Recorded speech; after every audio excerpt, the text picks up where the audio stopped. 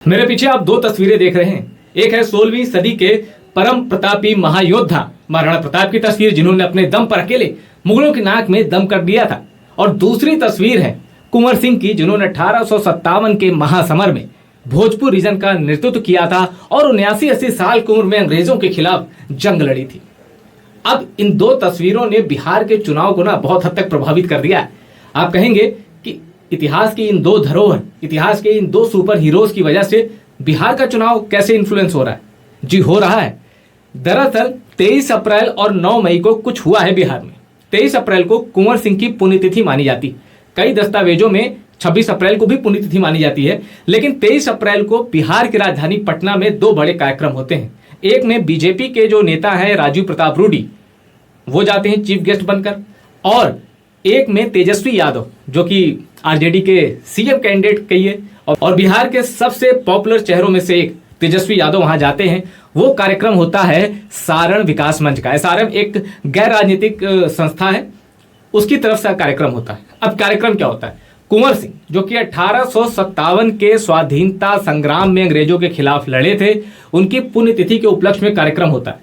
अब राजीव प्रताप रूडी जिस कार्यक्रम में जाते हैं, वहां श्रेयसी सिंह भी रहती हैं और एक निर्दलीय जो विधायक हैं सुमित प्रताप सिंह भी रहते हैं। यानी ये राजपूत ओरिएंटेड या राजपूत सेंट्रिक कार्यक्रम था, क्योंकि कुंवर सिंह जो कि योद्धा थे 1857 में और जिनकी पुण्यतिथि के उपलक्ष्य में वो कार्यक्रम हुआ था, वो भी राजपूत समाज से थे।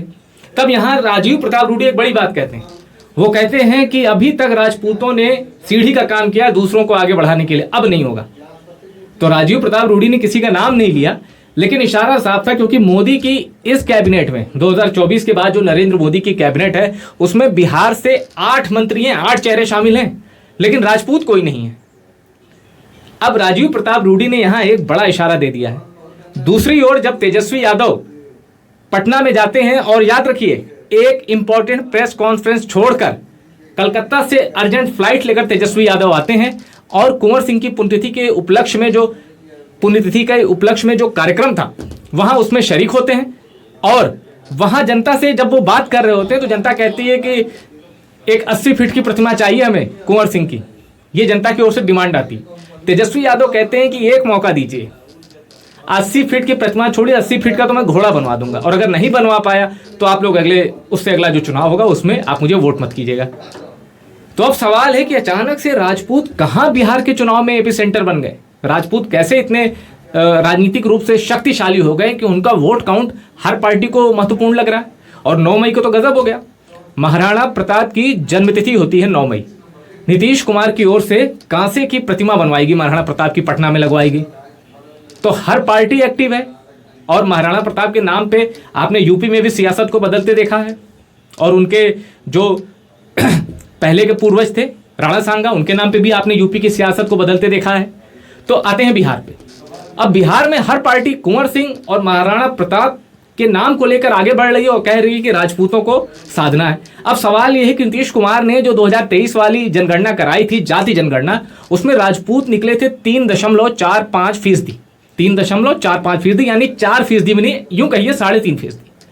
अब बिहार की कुल जनसंख्या में राजपूतों की आबादी 3.5% है। तो आखिर ऐसा क्या है कि राजपूतों को इतना लुभा रही आरजेडी भी, बीजेपी भी और नीतीश कुमार की जेडीयू भी? आखिर ऐसी जरूरत क्यों मान पड़ी?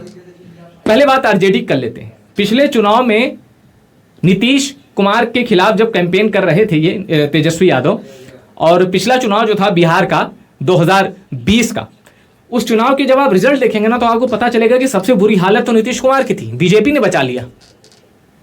ठीक है, और वो चुनाव बीजेपी और जेडीयू मिलकर लड़ रहे थे। तो वहां एक रैली में नीतीश कुमार को खिलाफ जो रैली करे तेजस्वी यादव, पहले उन पर आक्रामक हुए नीतीश कुमार और बीजेपी पे। फिर अचानक तेजस्वी यादव के मुंह से निकला कि अरे बाबू साहब को ठीक कर देंगे।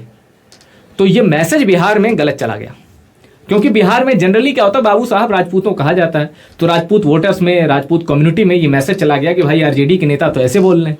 बाद में तेजस्वी ने स्पष्टीकरण भी दिया था कि भाई मैं उनको नहीं कह रहा था, मेरा मतलब उन करप्ट बाबू से था, ब्यूरोक्रेसी या जो सरकारी सिस्टम में है उनसे था मेरा मतलब।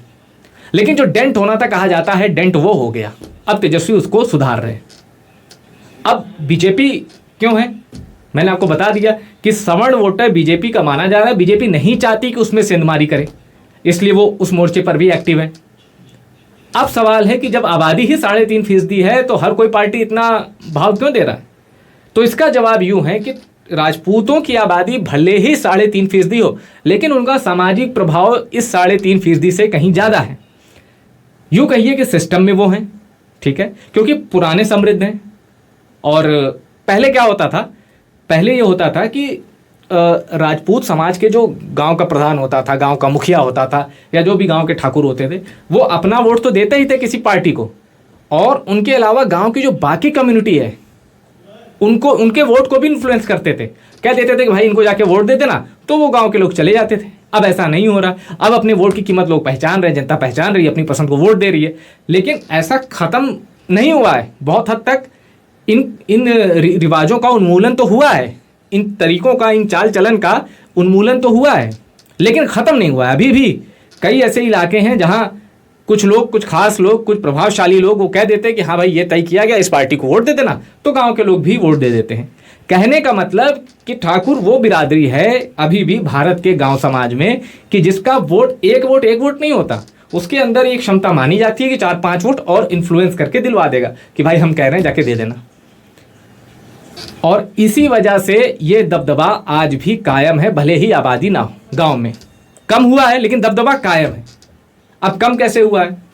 कम यूं हुआ है कि हर बिहार में, यूपी में पिछड़ों का नेतृत्व तो आगे आया है। आप देख लीजिए 2004 से 2007 के बीच, 2003 के आसपास भी, 2002 में भी मायावती थी, जो राष्ट्रपति शासन भी लगा। फिर याद कीजिए वो केस जब मायावती के खिलाफ राजा भैया ने 20 विधायकों वाली चिट्ठी दी, राजा भैया पे पोटा लगा। फिर मुलायम सिंह यादव मुख्यमंत्री बने, फिर 2007 आया, फिर मायावती मुख्यमंत्री बनी, 2012 में अखिलेश यादव बने।